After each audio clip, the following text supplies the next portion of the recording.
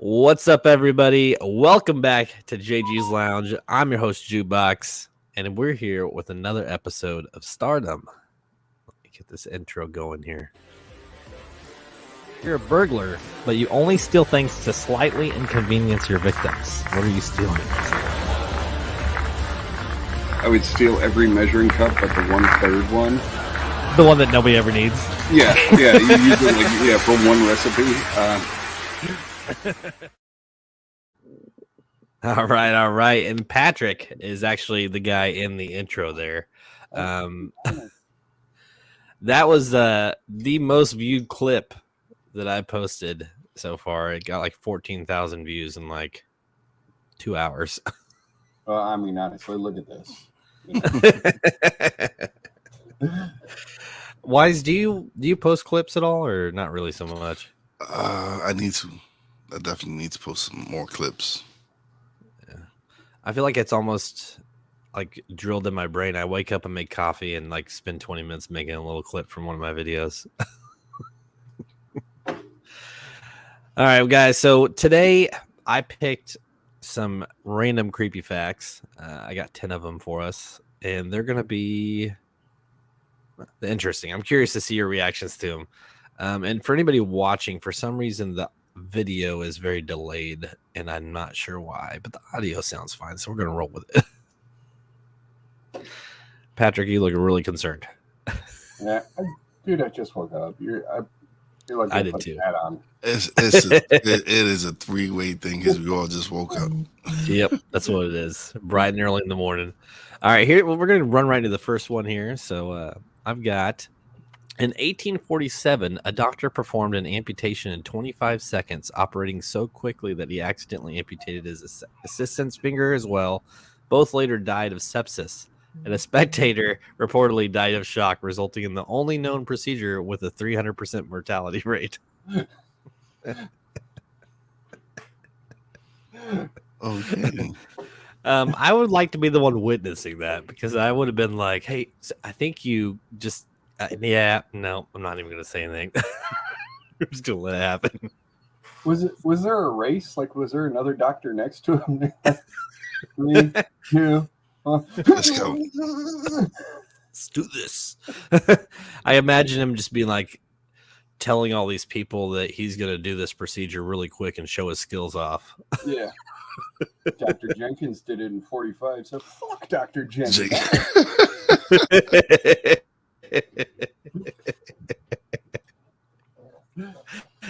Have you ever been to, I know if people go to medical like school and stuff, they go witness like procedures getting done. I know my wife's done it, and she tells me these stories, and I'm like, I don't know if I want to watch that. They sit there for like 2 hours watching a procedure. I couldn't do it, especially if I don't even know the person. Yeah, sitting up in like that observatory, just looking down in. Yes. The way I picture it in the movies and stuff, yeah. Like in TV shows. Yeah. Yeah. But they're up on top. The students are all on top, and they're watching the operation. I remember, Yeah, I do it. No, when my first wife was pregnant with my daughter, and we were both teenagers. We started early. We're Gen Xers. Everybody had a kid early. So we're sitting there. She's up in the stirrups. The doctor comes in with 5 people. He's like, yeah, I just brought the students in so they could... Didn't even ask for anything. So now you got her. She's already kind of freaking out and stuff. And then they bring in 6 people to, like, look at her hoo-ha.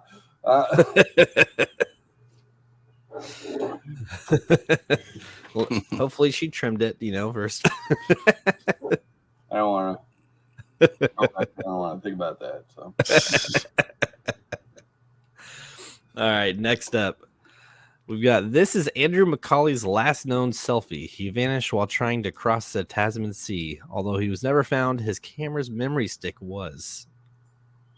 I don't know if you see his face. He looks already dead there. Yeah. He did look dead. He looked like he was. That was a murder photo. Yeah, I mean, look at that dude's face. So they killed him before. They killed him and then took the picture and then They killed him, froze the goddamn body. selfie. Yeah, like He looks like he was frozen taking that selfie. He's probably just sitting there holding his phone or his camera until he's just frozen stiff, just to click that last image before he dies. Ugh.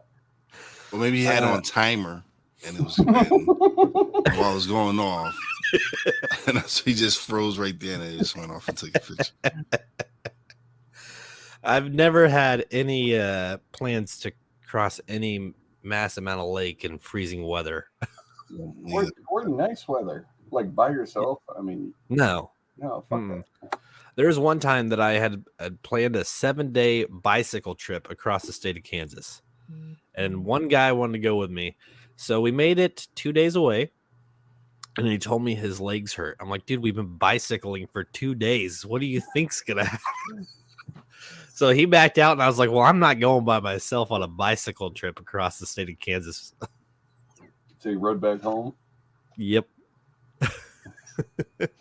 Probably the dumbest thing I ever did, but whatever. Did you ride home with him? Nope. He ended up like getting he went to a church and had like a pastor give him a ride back. Well, his legs hurt, so. Dude, we had like our bicycles each had like 2 suitcases like attached to the handlebars, and we were literally riding all damn day. Like I'm carrying a tent and like 2 suitcases. What do you think's gonna happen to your legs? Especially if you ain't trained for it. Yeah. Have you guys ever done anything stupid like that? No. I can't. Yeah, I never decided to go. Hey, I'm going to go ride a bike for a week. Not across no state, anyway. Just definitely. Well, not somebody that we worked with, that do work with, Edgar, he did like some sort of crazy hike for like a month straight. Yeah, is it the Appalachian Trail? Yeah, but you gotta like prepare for that shit. You can't just up and say, "Oh, I'm gonna go do this." No. All right, next up here. 2 fishermen used their dead friend's ashes as fishing bait and then caught the world's biggest carp. I guess Carl was good for something. Yeah. Wow. The biggest fish I ever caught was in this tiny ass pond here in Kansas. It was like in a little neighborhood, and I was like a teenager, and there's like 3 other parents and their kids there, and the pond was maybe the size of my house. We got an 18-pound carp. They're the nastiest fish in the world. Well, to me, around here. But you caught the big fish in the little pond. Mm-hmm. Either of you into fishing? So, no. No, not really. Yeah. I used to be in it when I was younger, and one of the reasons I got out is when I was in Boy Scouts or Indian Guides or whatever. Somebody cast back, and the fish hook got stuck in my eyelid. Oh man! Shit. Yeah. So yeah, you were talking about terrorizing a 6-year-old. Now it didn't mess my eye up, but it went under my eyelid and poked through. And so it's actually sticking out of your eyelid. Oh yeah. My god! They had to come over and pull it back through and stuff, or I don't know if they did that or they cut it and then fed it all the way through because of the barb. Because I was like 6 or 7 and had a fucking fish hook in my eyelid, so I wasn't thinking about how they were getting it out. But yeah, after that, fishing. Yeah, I don't think I would ever want to go fishing after something like that. No. Yeah, I've got a few times. Or you get really addicted to facial piercings, and then Oh yeah. Oh, that'd be something. Yeah, remember you have a nose ring, and somebody latches into your nose ring and. What made you want to pierce your face up? Well, funny story. Sit down. Let me tell you a tale. You're just. What gets me is you're on the fishing part of this little story. Yes. Not the dead man ashes. The only way I could see that being even remotely less weird is if the person requested it. But even then, it'd still be really freaking weird. Or if the person wasn't cremated. Right. Or they were just out fishing on a boat and they threw the dude's ashes in the lake and it just happened to bring this carp around. That would be a different story. But they're like sitting here adding like garlic and like all these seasonings to the ashes to make these little balls. Oh man, they're taking worms and they're dipping them in the ashes and they make sure he coats the worm real well. Dude's death wish to with a list of exactly how he wants to be baited. But it's like they're so happy too. They're like, yeah. They did look pretty happy. That's your fucking friend in their fish's belly. I don't know. They probably like got it stuffed and put above their fireplace, and then they put like "Thanks, Tom" or something. Gave it to his wife. Carl would want you. All right, next up, this one you guys, you might already know this one, but it says most laughs that you hear on TV were recorded in the 1950s. Technically, you are hearing dead people laugh. Oh yeah, the invention of the Also, you mean those the laughter that generate like when they do TV shows and yes, those old sitcoms. Yep. So not really it's not the real live studio audience. It's a lie. Yes, exactly. Okay. Most of your sitcom shows and stuff like that are all pre-recorded laughs. Yeah, in fact, I think the only ones that are live say they're recorded live in front of the studio audience, and they don't do that good anymore. Yeah. Most of Patrick's stand-up skits have some pre-recorded laughs in there. Yeah. Yeah, most of my laughs are from dead people. Except you caught them yourself, right? They're the laughs that you recorded. Oh yeah, I kill at the cemetery. Just, ghosts are rolling over, and zombies and dying. I do it a little off topic, but this next round of Burn After Playing Patrick's going to be in, and I'm pretty excited for it, man. It's fun. It's fun to throw these little skits together and make a little show. I think this time I'll be funny. You weren't funny last time? Yeah, no, it was actually really good. I did. Have you not watched it, Wize? Yes. Oh, you did? Yeah. His little Cool Breeze skit, just kind of fits, but he's just chilling. Oh man. Yeah. Let's see what we got here next. Oh, there's your dog.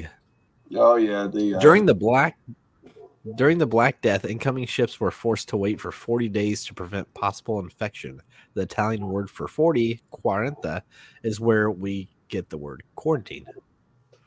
Ooh, interesting. Yeah, a little fact. I remember COVID when COVID hit. Etymology. Do what? I do like the etymology of some words. Is it etymology? Yes. Etymology. Entomology is bugs. Etymology is word. Yeah. You know more than I do. Yeah, actually the last episode got me into this one because I love looking at like doing research behind stuff. So we did idioms and it was Lewis and he's like he didn't know what an idiom was until we did the first one and he was like, oh okay, yeah, I knew that. Do you remember when COVID hit and they were like making all those cruise ships just like wait offshore? Mm-hmm. Yeah. And like whole ships were getting infected. Oh man. Yeah, and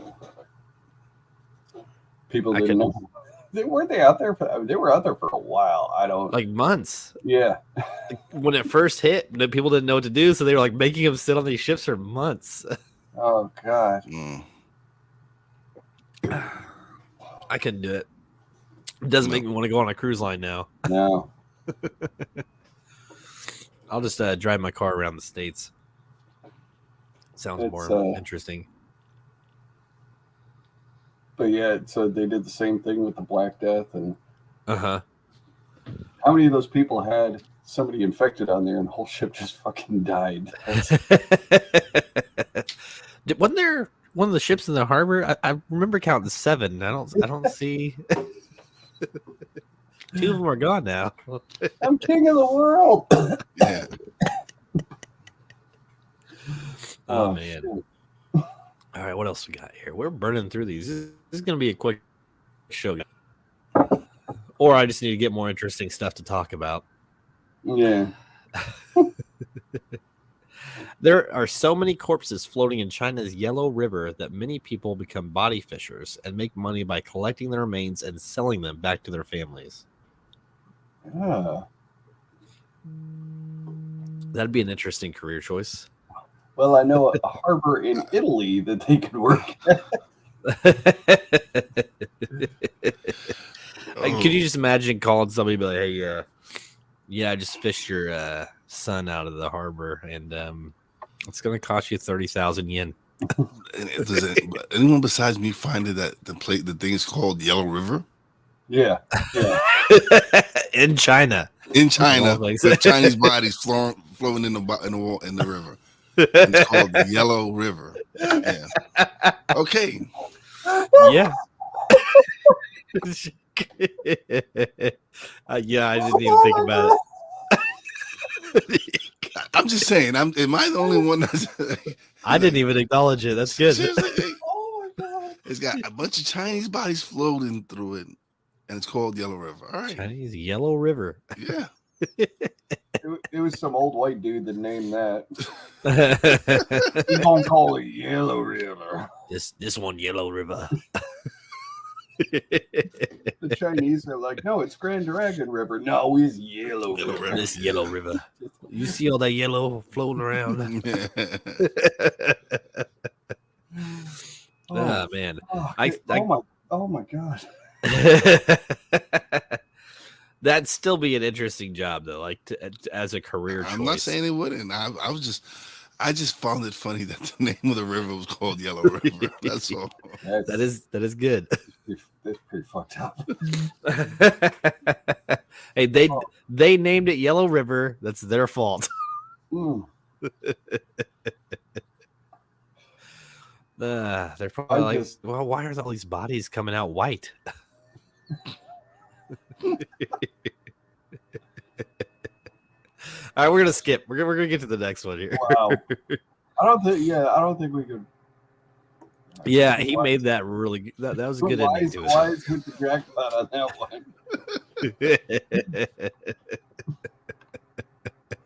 All right, okay. All right. In 1957, 2 sisters, Joanna and Jacqueline, were killed by a tragic car accident. A year later, their mother gave birth to twins, Jennifer and Gillian. Then it gets weird. Jennifer, the youngest twin, has scars and birthmarks on her body that were identical to Jacqueline's, the younger deceased sister. The twins began to ask for toys that had belonged to their deceased girl's toys.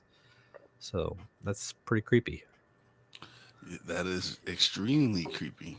And then the mom killed her 2 daughters because that.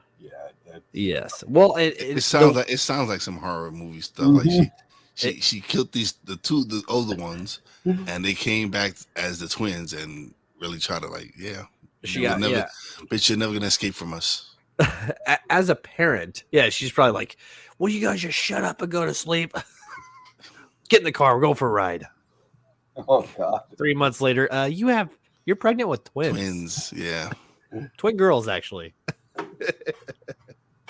Oh, I think just that acknowledgement of fuck, in the mom's face, she's either very happy or very like creeped the fuck out before the kids are even born. Well, there's stories. You hear all those stories of like little kids that are like, "Oh, I was talking with Grandpa Al," and like, "Grandpa Al died 20 years ago. There's no way this kid would. We've never even mentioned him around." So I don't know if kids are lucky or intuitive, or if there is a fucking ghost playing tea party with a 2-year-old. I mean, well, kids don't see what we see, so. And it's true. Yeah, I mean, I would like to believe that. I think that's pretty cool. I mean, like when my daughter was a little baby, she was like, "Oh, I was playing whatever dolls, or but she was 2 or 3. Yeah, and she's saying she was playing with my mom and her her great grandma, and my mom had passed a year prior, and then her great grandma passed when she was just a wee bab, so she really didn't even know her. And I was like, okay, I'm gonna stay away. People are like, tell grandma I said hi. I'm like, get the fuck away. We have a uncle that lives in Florida who looks exactly like my grandpa. I mean, like spitting image. And when my cousins and I were playing, it was like Thanksgiving or something, and one of them kept saying they saw my uncle, but he lives in Florida, so he wasn't even there. And he kept talking to my uncle in the room, and like there were parents around too, and they kept saying, "What are you talking about? He's not here." And then we all were like, "Oh, that might have been, might have been your grandpa. Might have been grandpa. Checking in." My grandma she collects dolls. Actually, she got most of them from her mom. And whenever we went to Salt Lake City to see them, she had all of her rooms like lined with these like life-size porcelain dolls, and she wouldn't remember who you were for 5 minutes, but she would have arguments and conversations with these dolls and bathe them, and you'd wake up like 3 a.m. to her arguing with them in the hallway. Creepiest shit in the world. That story got worse and worse with every line. I'm like, yeah, I am terrified of dolls. City. I hate dolls because of that. Like, no joke. When you were reading the little clip, it reminded me of there was a guy. I think it was in Argentina. I want to say Buenos Aires, but years ago, this guy was in a taxi and was crossing the street or something. Or no, he was crossing the street. He got hit by a taxi and he died. And like a year later to the day, or 10 years later, it was to the day of this dude's death. His brother went to the same place and he was crossing the same street. And he got hit in the same intersection and died. And the cab driver was the same fucking cab driver that killed his brother a year. Oh man! Or 2 years ago or whatever. Are you fucking? Oh fuck no! This cab driver knew. He was like, "Oh, that's the brother's time." That was gonna happen now if they got a father and he crosses the street the same next year, same time. He's just gonna kill all the family members. Do you think the cab driver continued driving? I think he probably called the family and be like, "Do you have any other fucking siblings?" Yeah, right. Do you have any more fucking kids that I should be aware of? And if you do, tell them to stay the fuck out the city. On this day. At least on September 16th. Yeah, do not come into the city September 16th. Or just everybody show up next year and we'll just we'll get all knocked out. Oh yeah, just have them all come at one time and just get rid of them all. They have like 12 siblings. It's funny, that reminds me of another story, and I don't know how true this is, but like some kid in an apartment complex asked his mom for money and she told him no, and the kid went into the parents' room and grabbed a gun that was unloaded, that the dad always, like when he'd get pissed off, he'd wave it around, and he loaded it with a bullet, thinking, because he was mad at his mom, thinking dad will shoot her or whatever. Well, he apparently went to commit suicide later that day out to the top of the apartment complex, and the mom and dad were having an argument. I'm sure you probably heard this story. Mm-hmm. And the kid jumped off, but the window cleaners were like, had a net on like the 3rd floor, so the kid would have lived, but the parents were having an argument and the dad shot the gun and it killed the kid. Yeah. Wow. And it ended up being like suicide because the kid loaded the gun or something like that. It was, yeah, because I remember there's like a big debate or like one of those stupid TV shows, but it's like, should the dad be charged because the kid would have survived? It was like one of those what if. Yeah. And for me, I feel like that was just a scenario that was created. I don't know if it's actually a real story. I don't know, but fuck that kid. Yeah, fuck that kid. You try to kill your mom, that's what you get, man. Dad kill you while you fail killing yourself. Yeah. You're always a failure. You can't kill yourself, right? I gotta cover that for you, god damn it. Oh man. Well, at least he did it. I feel like it would have been more embarrassing from the parent side if he would have lived and landed on the net. Because the kid, and then the kid's got to try to find a way to play it off. Like, nah, I slipped. Yeah. What do you mean the gun was loaded? I didn't do that. I didn't load the gun. All right, next up. In 1910, there was a U.S. baseball team made up of death row inmates whose executions were delayed as long as they were winning. Jesus Christ, talk about pressure. Oh, yeah. What the fuck? Like, Okay, so every time they would lose, would one of them get executed? I'm just asking. I'm asking for a friend. I'm asking for a friend. Shit, we lost our shortstop. Look, man, I'm not very good at baseball, and I don't think the rest of us are. So we should probably just start shanking these guys. I think this is the only team you don't want to be recruited on. Like, no, sir. No, I don't want to join the team. I've heard some things. I heard if we lose, somebody's going to lose their life. I'm not interested. And the dude's like, well, here's a funny fact. You're going to die either way. So True. This team's sponsored by Death Row Records. No. It's just Death Row. It's just Death Row. They probably won most of the games because the teams that they were playing were like, fuck that. See that dude? They're like, yo, please, listen. When they go to the other team, listen, please, do not win. We don't want to die. We don't want to die yet. Throw the game. Was it like the whole season they had to have a winning record, or just every time they had to win every game? That's it. It doesn't specify. Oh, because imagine the pressure of the whole season, guys. We're one game above 500. We gotta win this. It's like 1910. This dude's like, man, I'm just in here for tax evasion, man. I don't even know what the fuck I'm doing on this team. Can I just keep score for the team? I mean, I'll just stand on the sidelines. Well, and if they did one at a time, I mean, you strike out on the final out. They're like, fuck him, he's coming. You got a guy standing on the sideline with a gun, just ready to shoot whoever fucking misses it. The fucking pitcher just the bottom of the ninth, pitcher pitches a home run. Just fuck. He just walks over to the gallows in the next field. As soon as he surrenders the home run, he already knows. As soon as he surrenders the home run, he already knows. Yeah, he's like, fuck. Or you see it's the sniper just hit him. He just dropped to the front. Oh yeah, like as soon as he releases the ball and he hits and he goes, oh fuck. He's like, yeah, you gave up a home run, fucker. Holy shit. God, this sounds like a shitty 80s or early 90s. Just that whole life. Nothing about that sounds appealing, even from the inmate's perspective. Even if they win around, it's like, all right, go back to shoveling rocks. There's nothing appealing about it. I doubt they got any sort of privilege from winning. We win, but we're still in. Yeah, you win. They win. The execution is like, fuck. How the fuck they score 5 runs to win the game?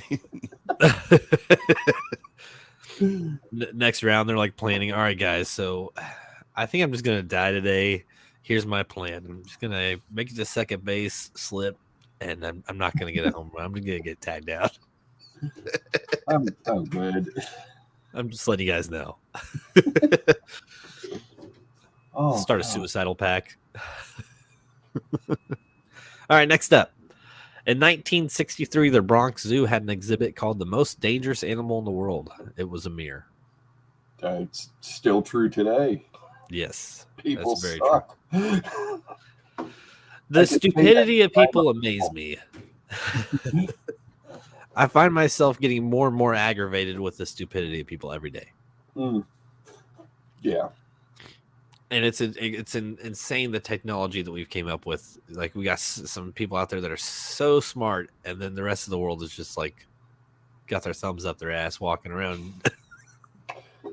Yeah. Yeah, there was somebody that said, why don't we have flying cars? Because people can't figure out the fucking self-service kiosk at Costco food court. That out, they're not ready for flying cars. Yeah, they're fucking having difficulties paying for themselves at fucking Walmart. Yeah. It says waiting for cashier. It's self-serve. You're the cashier. So yeah. Where's the restroom? Why don't you turn to your left? It's literally right there.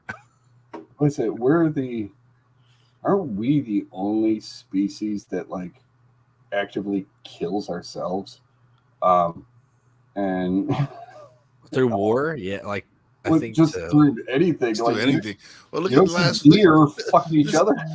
Look at the last fucking few days. It's like I fucking I don't even watch the news, but I'm fucking getting messages on my phone. 7 massacred here. Mm-hmm. Yep. 20 shot here. I'm like, what the fuck is going on? Yeah, we're the top of the food chain. We're killing everything below us. We're killing ourselves. We're literally like destroying the earth that we live on. Yeah. And we're like, we're number one. Woo.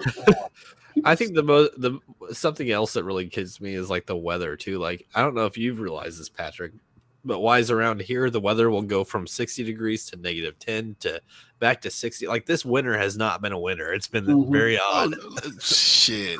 And nobody even cares. Nobody even notices. One week, it was like the whole fucking week, it was probably -8 degrees. Next week is like up to 60 degrees. What the fuck? Is Mother Nature bipolar? Fucking what? Like that one tweet I saw that this winter is like leaving and coming back going, and another thing. I wish I knew who made that. I give them credit. That's a good one. That's a good one. But yeah, well, everywhere I've lived, they all have the same phrase, and I've lived in the Midwest and the South and the East Coast. If you don't like the weather, wait 15 minutes. Yeah, that's true. It's really so true. This winter, because it's like I will go to work and I will have a jacket on and be sweating my ass off because I'm like, oh goddamn, I shouldn't have worn a jacket. Then I go out to break and I don't have a jacket on, and I'm like, oh fuck, I'm in the tundra, And it's like 2 hours later, Oh, that's fucking. It's like So I'm an East Coast kid, and so when I moved to Florida, and the temperature would drop below 60. Floridians would fucking break out winter coats and all this shit. I'm like, oh man, it's a nice spring day. These fucking Floridians are freezing their ass off. Like, oh, it's freezing. It's so cold. I'm like, what the fuck you mean it's cold? When you talk about that negative temperature recently, Florida actually got ice. Oh, no, I'm sure they was fucking shitting their fucking pants. It's funny because I actually had a guy on from Florida recently, and he said that the biggest worry that they had where he lived was people slipping on the docks. I believe it. That's the biggest fucking worry. That was their biggest worry. People slipping on the docks. Well, it's a whole bunch of old people. Oh, fuck yeah. You don't want them to fall and break a fucking hip. But don't go out for your morning coffee. Stay in the house, okay? Wize was sitting there when he first moved down to Florida going, man, y'all a bunch of pussies. And then 2 years later, he's going, 60 degrees, fuck this. Oh, yeah, after a few years, you're like, yeah. Fuck, it's cold. Like, God, was it 30, 40? Oh, 63. 63. Oh, shit. Oh, when I was in Iraq, I came home on leave in July. And July over there, it was like 120, 125. And I come back here and it's like 90. And I was walking around in a thermal shirt because that's a 35 degree drop. That's like going from 70 to 40. So yeah, I was walking around in a thermal shirt in 90-degree weather because it was fucking freezing. Well, and I moved to Colorado Springs, and for about a year, and in the 40 degree, it could be 35 to 40 degrees with a blizzard out, and you're wearing shorts and a t-shirt, sweating, because just the altitude difference and everything, it makes all the difference. Like Arizona, you can walk around 30-degree weather. You can walk around with like a tank top on, as long as you're in the sun. The second you go in the shade, you're fucked. Yeah. But here in Kansas, if it gets below 40, it's like I don't know. It's almost like the cold just sits there and waits for you. And as you go outside, it's like, oh, hey, come here. Come on. Well, we're Come give me a big hug. we're supposed to get a lot of snow overnight. Tonight? I think tonight we're supposed to get like 4 inches, are we? 1 to 4 inches, which means the whole fucking city will shut down because Yep. people freak out when snow hits. Yeah, we just got some snow the other day, and we're supposed to be getting snow Thursday. But I won't be here. I'll be in Florida for Podfest. So, Oh, nice. fuck Podfest? it. Yes, That not sounds- not pot fest, not No, pot. I heard not pot. you Okay. say pod. Okay, So just make what sure. is this like a convention for podcasters? Yeah, you've never heard of Podfest? No, man. Where am I? Kansas. Jesus. Yeah, I guess. Yeah. you're So in hold on. Kansas. Does that travel each year? I'm gonna go get th- some coffee This while one, we I talk think this about one, Podfest. that's by Podcast Movement. They're always, last year they were in Dallas. This year they're going to be actually in Vegas. Right. So, and then August Podcast Movement is going to be in Colorado. No shit. I'm gonna have to try. I'm gonna have to go one of these. That'd be fun. It's honestly, bro, it's one of the best experiences I've ever had. It's especially being able to network with so many different podcasters and meeting so many independent podcasters and knowing that you're not alone. Like you're literally meeting a lot of people who have a lot of the same stories you fucking have about everything you've experienced at podcasting and all that. No shit, dude. Yeah, I didn't even know that was a thing. Yeah, Podfest. Yes. You know, it's funny because the guy who we met through Yes. was trying to do something here like that. And I'm like, no, dude, because he was like trying to recruit all these people. And I'm like, man, I can't just step away for a month to do this. Like, I have a day job. Who shall remain nameless. Yes. How did you even meet him, by the way? Because so in the Facebook, I would join these Facebook groups Same where here. I was looking for guests and all that, and he's promoting I'm a agent or whatever the fuck he was saying. He said he PR media, whatever the fuck consultant, whatever he said he was. Yep. Talking about I have all these celebrities and don't get it wrong. I had some of the celebrities were cool. I had a good time. I'm saying, but he was just a fucking pathological liar. Yes, he was.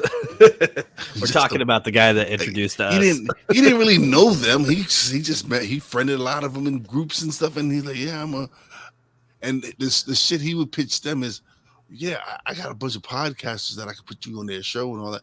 And then to the podcasters, he would be, yeah, I'm representing this guy. And they probably just met like 3 hours ago.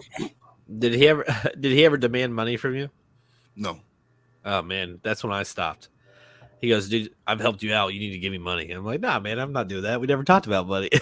It's one thing. It's one thing if we discuss it. If you're like, I charge a fee for introduce, then that's fine. I don't have, especially if you're bringing me guests that is worth what I'm paying. Right. And he brought me some cool guests. I can't complain. Larry Hankin. I had Larry. Did you have Larry? Hankin is funny as hell. Yeah, he's a good guy. All right, Pat. Let's get back into conversation that Patrick can be involved in. I Yes. just sit here and look pretty. Just stroke your beard for 10 minutes. All right, next up. This is the last one, actually, guys. In Japan in 1968, a fake motorbike cop stopped a bank vehicle carrying 300 million yen in cash, the equivalent to $2 million US. Told the driver to run because the car was rigged to blow. Then he simply got in the car and drove it away. The culprit and the cash were never found.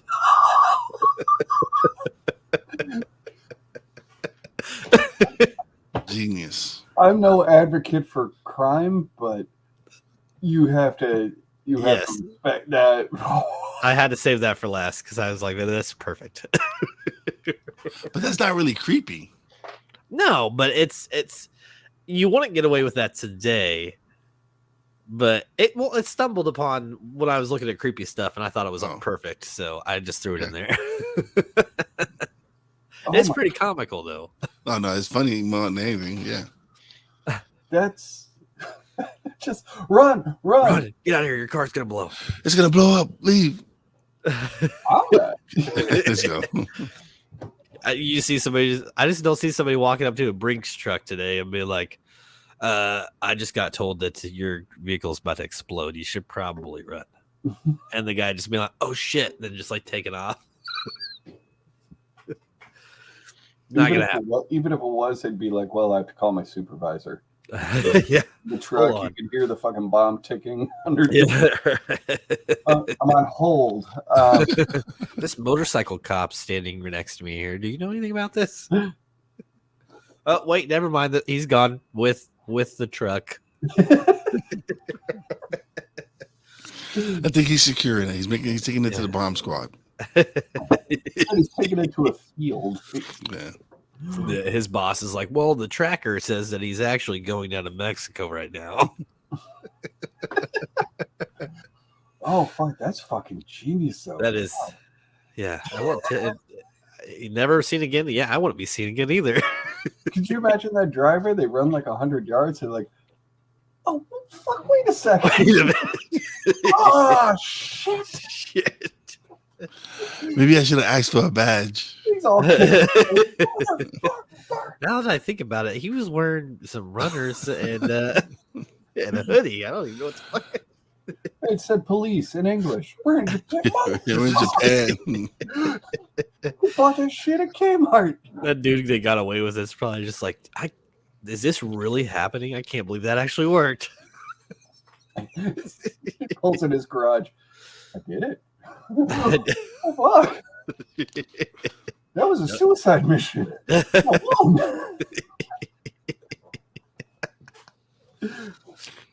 He's like planning on only getting a couple $1,000s, and he ends up with 10 million. Oh, fuck. Yeah, Well, right. might as well just leave the country. Yeah, with my luck, if I did that, I'd open it up and be like a salami truck. Oh, man. Wow. You know, it's funny. Fucking cheese So- truck. I'm lactose intolerant. When my dad was in high school, at least this story he's told me like 30 times. He said they When got you're really. who- My who dad was- got. Oh. This is my dad. When he was in high school, he said him and his buddies got really stoned, and they were walking down the street, and they found a hostess truck in an alleyway, and that it was unlocked. So they climbed in to get snacks, and then they found the keys in the ignition, and they drove it off to like Olathe, which back in like the 70s, Olathe was a lot of dirt roads. And he said they went like mudding with this hostess truck, throwing racks of hostess out the back.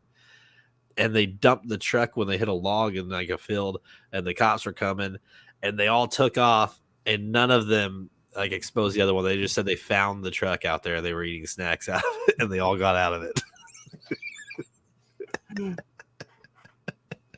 Oh my god! So the cops caught him. Yes, they caught all the kids except for one, and all of them had the same story that they just found it out there in the field, and they were eating the snacks. That's pretty good considering you're all teenage. They were all teenagers and fucking stoned. It's also the 70s. The cops are probably like, you fucking kids. Yeah. Yeah. Well, that's it, guys. That's all I have for today. Unless any of you got some creepy history facts. No. None that I can do. think of offhand. I do know that my uncle knows the guy that goes down into the Hoover Dam and reads the meters of the water pressure on the in between each cement block. And he says that he can't keep employees because the catfish down there are the size of like mini school buses. And while you're down there reading the meters, they like the light, so they don't mess with you, but they'll stand there and hover around you while you're reading the meters. And he said he can't keep assistants, and they pay good money too. But I wouldn't do that. What? Like what? The catfish are around you?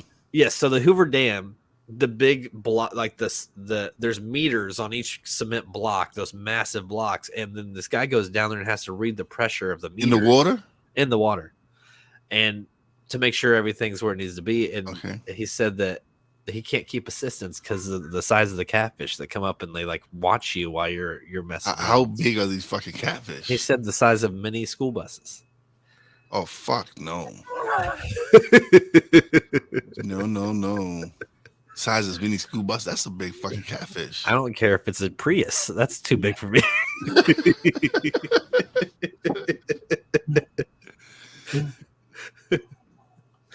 All right, guys. Well, I appreciate you hanging out today. This was a little shorter than most of my shows, but this was good. It was good. Wise, it's good to have you back on, man. It's always a pleasure, brother. You look like you need to go back to sleep. No, I'm actually got to get up and go to the shop for a little bit. So, and then I gotta start packing my bags and getting ready because I'm actually driving down to Florida. So it's me and the nephew. Like today, you are? No, we're gonna leave tomorrow. Oh, okay, right. We'll leave about tomorrow 4 a.m. I'm gonna EO again and leave directly from work and just probably stop at Charlotte for a little bit and then continue down to Florida. Where are you based at? I'm in Pennsylvania. Oh, okay. Okay. Yeah. Uh-huh.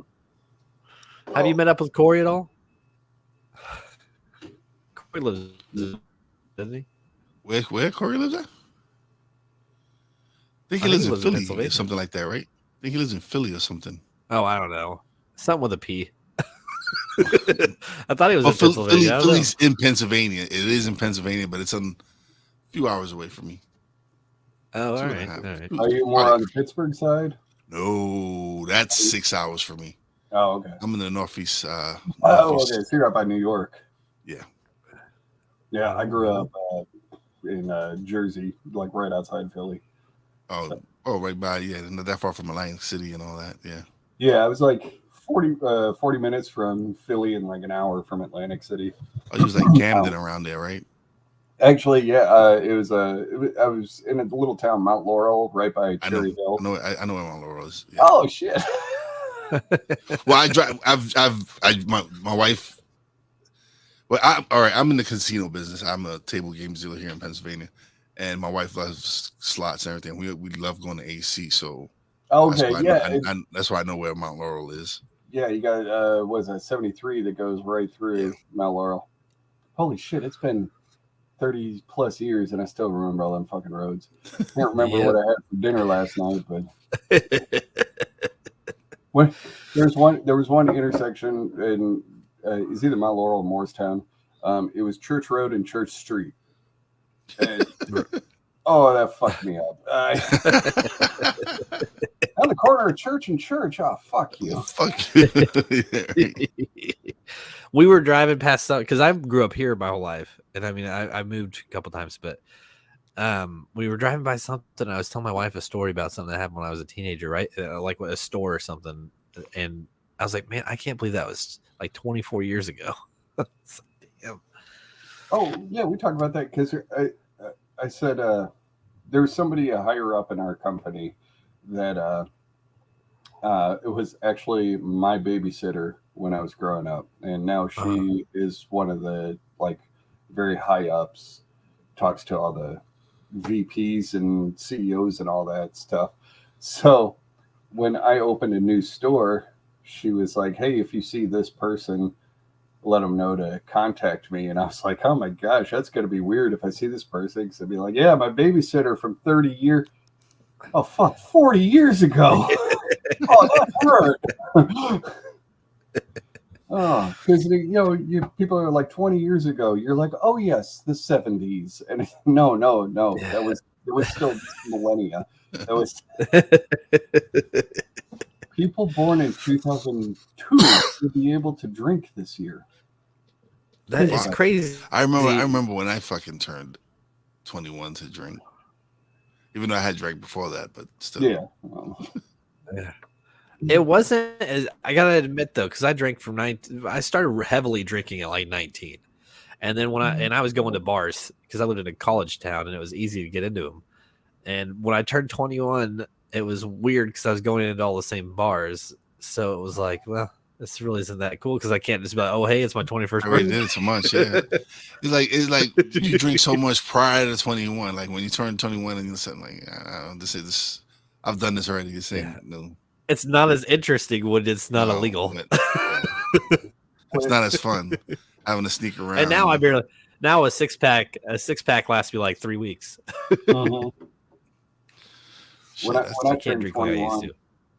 I waited till after midnight of my birthday, and I went to the PX gas station because this was when I was stationed at Fort Benning, And it was like 12:12, and I remember I grabbed a 6-pack of Miller Lite, and I got in line, and they're like, "Can I see ID?" And I pulled out my ID, and she looked at the ID, and this is 96, so she's looking at the ID, and she's looking at the computer screen, looking at the date, and she's freaking out, and she didn't know what to do because it had just turned my birthday. So she's like, and there just happened to be an MP behind me in line getting his fucking, road snacks and stuff. And he's like, "Is there a problem?" She's like, I think it's his birthday. And so he's like, "Let me see that." And he looks at my ID and he looks at his watch and he's like, "It's 12:12. It works. It's legal." And I'm like, "Oh, yeah." Shit, my fucking 21st birthday. I was a camp counselor at the summer camp, and at night they would let the staff go out to the bar, and so yeah, I came back fucking drunk as fuck, stumbling through the fucking campgrounds, rolling down the fucking hill, going back and fucking with my kids. Like I said, I lived in a college town, so we just went to like one of the popular bars, and I guess I got so drunk. I remember the first 2 drinks, and that was it. And then they said later they came out because I went to the car to sleep or something, and they said I was passed out in the driver's seat. I was like, why would I be? What even my car? I don't even know why I was in the driver's seat. Oh man, too many drunken days in a college town.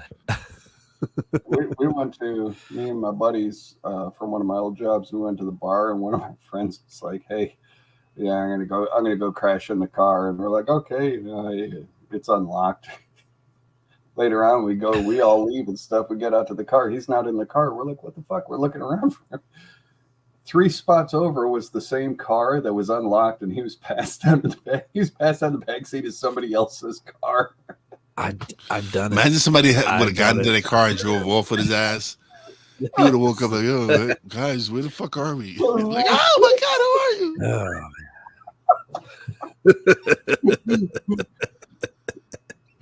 Oh shit! I have done that actually several times. I've also went to the car to get something drunk, living in an apartment, and came back and went into the wrong apartment building and passed out on the couch. Luckily, I have not had an experience where I've gotten in trouble yet. And I don't think I will. Hey, jukebox is on the couch again. Don't worry. Just let him sleep it off. Don't worry. He'll realize he's not home and go in the morning. You wake up, you're like, "Second floor again?" "Yes, second floor." "Fuck, I'm sorry." They're like, "Jukebox, roll over. I don't need you pissing on my couch again, man." But